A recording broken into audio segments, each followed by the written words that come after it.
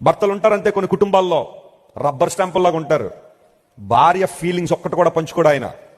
భార్య ఏడుస్తుంటే అలా చూస్తూ ఉంటాడే కానీ, అమ్మ ఎందుకు ఏడుస్తున్నావు, అది ఏమైనా సమస్య, నేను ఏమైనా హెల్ప్ చేయగలనా, పోనీ మన ఇద్దరం కలిసి ఏమన్నా పరిష్కరిద్దాం ప్రయత్నం చేద్దామా అన్న మాట ఒకటి రాదు. కొంతమంది భర్తలు ఉంటారు, ఏడుతుందా, ఏడవని ఏదో వచ్చి ఉంటుందిలే. నిజమండి, ఉన్నారు చాలా మంది ఇలాంటి వాళ్ళు. భర్త తలబట్టుకుని ఏడుస్తుంటే అర్థం చేసుకోలేని భార్యలు చాలా మంది ఉన్నారు.